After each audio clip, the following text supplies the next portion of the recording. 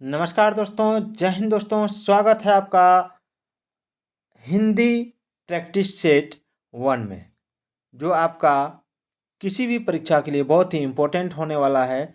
चाहे वो जेएसएससी हो, बीएसएससी हो, जेपीएससी हो, बीपीएससी हो, यूपीएससी हो, रेलवे हो, कोई भी परीक्षा के लिए ये बहुत ही इम्पोर्टेंट होने वाला है। तो हम लोग इसमें 30 प्रश्न करेंगे। तो चलिए देखते हैं। पहला सवाल है कि दिए गए विकल्पों में से रेखांकित भाग के लिए उचित अर्थ का चयन कीजिए। ठीक है, तो शरीर ओस के मोती के समान है, इसका बदले हमको क्या करना है? उचित अर्थ जो इसका होता है वो हमको चयन करना है इससे।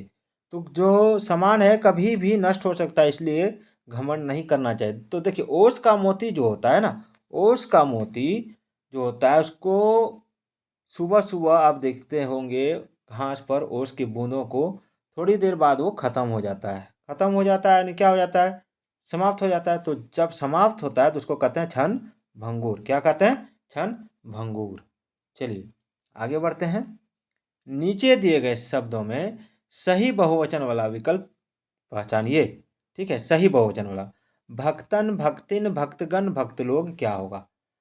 तो देखिए, भक्तन तो होगा नहीं, भक्तिन तो होगा नहीं, भक्त लोग होगा नहीं, भक्तगण होगा। ठीक है, आगे बढ़ते हैं। चलिए अगला सवाल। इनमें से दोहज किसका पर्यायवाची शब्द है? दोहज, दूध का, घट का, पेय का, अमरस का। देखिए दोहज जो है, दोहज आपका दूध का पर्यायवाची शब्द है। आगे बढ़ते हैं। जो शब्द क्रिया की विशेषता प्रकट करते हैं उन्हें क्या कहते हैं? तो जो शब्द क्रिया की विशेषता प्रकट करते हैं उन्हें क्या कहते हैं, ये आपको बताना है। तो कारक है ऑप्शन में, संज्ञा, क्रिया विशेषण, सर्वनाम। देखिए आपको आंसर में तुरंत जवाब मिल जाएगा। आंसर को देखते ही ये जो ऑप्शन दिया है इसमें तुरंत देखिएगा तो आंसर मिल जाएगा। क्रिया विशेषण, विशेषण यानी विशेषता बताने वाला। तो किसकी विशेषता बता रहा है? क्रिया की, तो एक क्रिया विशेषण हो गया। चलिए आगे बढ़ते हैं। क्रिया का मूल रूप क्या कहलाता है? क्रिया का मूल रूप क्या कहलाता है? धातु, कारक, क्रिया विशेषण, इनमें से कोई नहीं। देखिए क्रिया विशेषण क्या होता है? ये विशेषता बताता है क्रिया का। कारक क्या होता है? ये विभक्ति चिन्ह है। और धातु ये मूल रूप है। ठीक है, धातु क्या? मूल रूप है। चलिए तद्भव शब्द है, निम्न में तद्भव शब्द बताना है। उन्न, उत्थान, उत्साह, इच्छुक।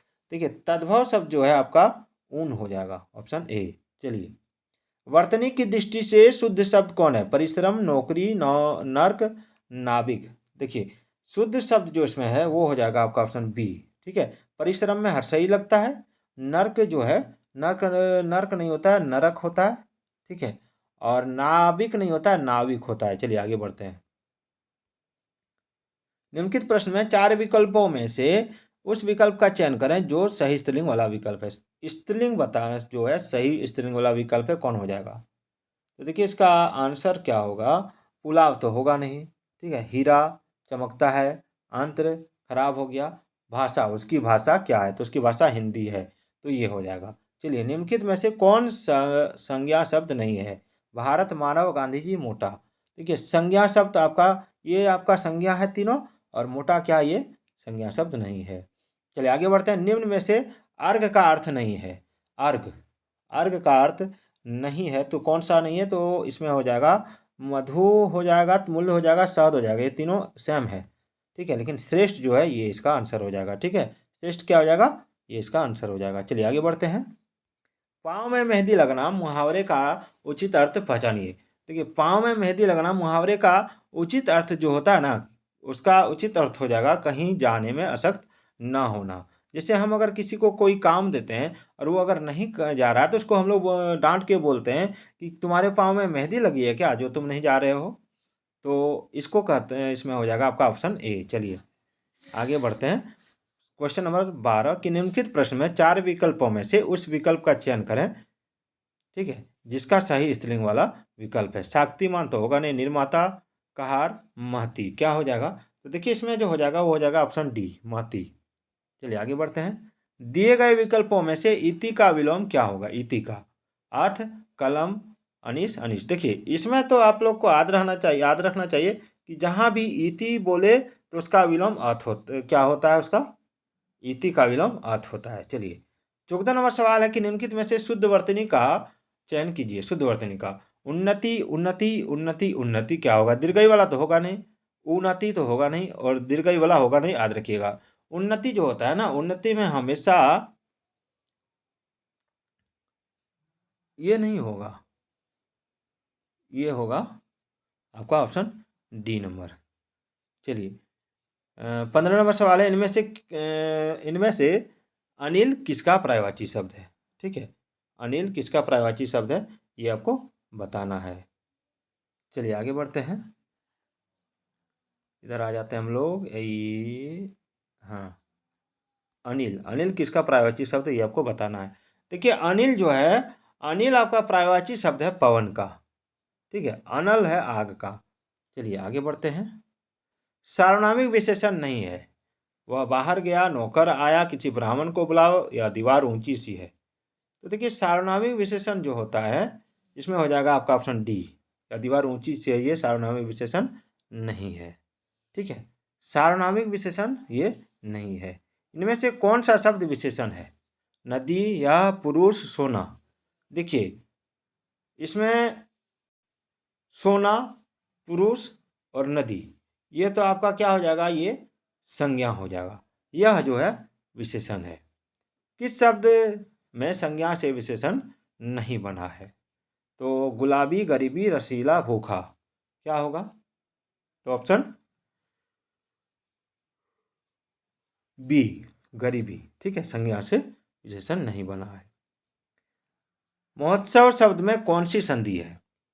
देखिए महोत्सव शब्द जो है ना, महोत्सव शब्द में आपका गुण संधि है। ठीक है, इनमें से प्रसून किसका पर्यायवाची शब्द है? प्रसून, तो देखिए प्रसून जो है ये आपका पुष्प का पर्यायवाची शब्द है, ये नहीं होगा, पुष्प को प्रसून कहते हैं।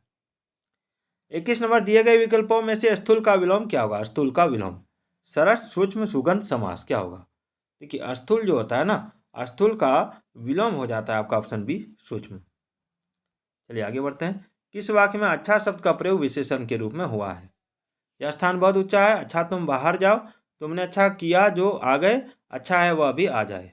देखिए इसका राइट आंसर होगा आपका ऑप्शन ए, ऑप्शन ए इसका राइट आंसर। यह स्थान बहुत ऊंचा है। चलिए टीका का अनेकार्थिक शब्द नहीं है। देखिए टीका का अनेकार्थिक शब्द नहीं है, इसमें जो हो जाएगा आपका ऑप्शन सी हो जाएगा। ठीक है, सिंदूर। ठीक है, जानने की इच्छा के लिए एक शब्द, जानने की इच्छा के लिए एक शब्द जो होता है उसको जिज्ञासा कहते हैं। और इनमें से गुणवाचक विशेषण कौन सा है? तो गुणवाचक विशेषण जो गुण को बताता है। ठीक है, तो नया हो जाएगा, ये तीनों नहीं होगा, ये नया। नया जो है ये कैसा है, तो नया है, ये गुण हो गया। निम्नलिखित काव्य पंक्ति में कौन सा छंद होगा? निज भाषा उन्नत अहे, सब उन्नति को मूल, बिन निज भाषा ज्ञान के मिटत हिया को सुल। तो इसमें जो है एक बार और आप इसको सुन लीजिए, मैं बताता हूँ कि निज भाषा उन्नत अहे, सब उन्नत को मूल, बिनु निज भाषा ज्ञान के मिटत ही को सूल। तो इसका जो आंसर हो जाएगा वो हो जाएगा आपका ऑप्शन सी, दोहा। चलिए आगे बढ़ते हैं। दिए गए विकल्पों में से दया आना के लिए उचित मुहावरे का चयन कीजिए। तो देखिए उचित मुहावरे का चयन करना है, तो इसमें जो हो जाएगा आपका सही मुहावरा हो जाएगा ऑप्शन बी, कलेजा पीसना, पसीजना, सॉरी। 28 नंबर सवाल है, इनमें से कौन सा युग्म असंगत है? असंगत युग्म आपको बताना है। देखिए असस्वी, असस्वनी ये सही है, भगवान ये सही है आपका, एक मिनट, हाँ ये सही है, और रुद्र, रुद्रानी ये सही है, नाटक, नाटकों ये गलत है। ठीक है, चलिए 29 नंबर सवाल है, अम्लिका का तद्भव है। तो अम्लिका का तद्भव क्या है? तो अम्लिका का तद्भव जो है वो ऑप्शन सी, इमली हो जाएगा। चलिए आगे बढ़ते हैं। चलिए इसमें 29 सवाल है, और बाद बाकी मैं फिर लेके आऊँगा अगले वीडियो में। तब तक के लिए जय हिंद, जय भारत।